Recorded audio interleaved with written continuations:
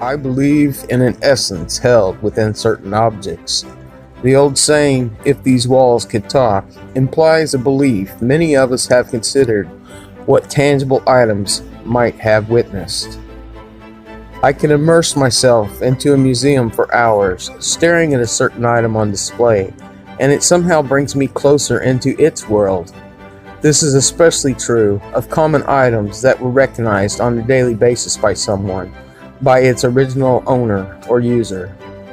Some inanimate object or ordinary thing that became someone's treasure. I wonder how many days did that soldier wear those same clothes? Did he die in them? How many people met their fate at the end of those weapons? If only the poor woman knew the fascination her mundane necessity would someday hold on careful display inside a guarded case.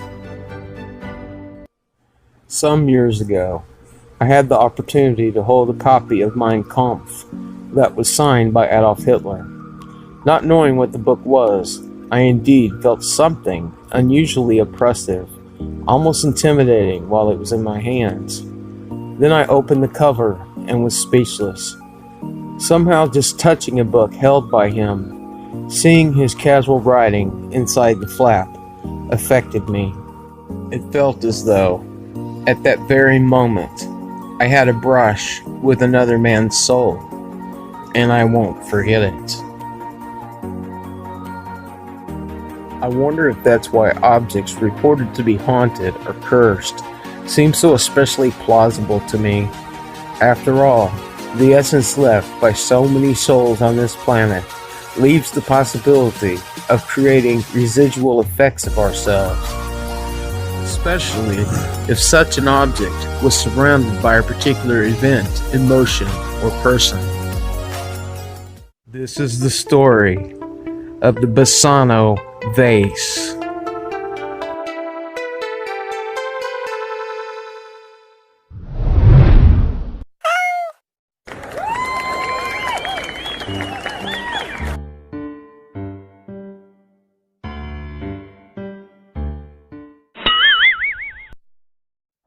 Crafted in the 15th century, the vase is the object of Italian folklore, and it continues to frighten and inspire. Though its history remains a bit foggy at best, legend still tells us the vase was made for an Italian bride as a wedding gift in a northern village. But unfortunately, on her wedding night, the bride was found lying on the floor, dying and clutching the vase. Just before dying, she promised to return and seek her vengeance. After her passing, the vase was handed down from family member to family member, all dying of mysterious circumstances.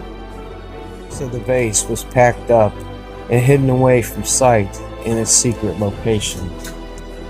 History as to who hid the vase is unknown, but some say it was buried on sacred ground by a priest. The Basano vase's location became lost to the generations and disappeared until it was rediscovered again in 1988.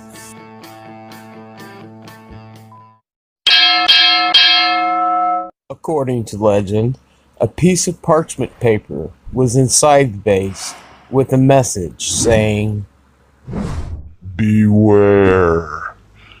This vase brings death." Seeing dollar signs, the warning was quickly discarded, and the vase ended up being quickly sold to an auction house. The buyer was a local pharmacist and owned the vase up until he died mysteriously just 3 months later.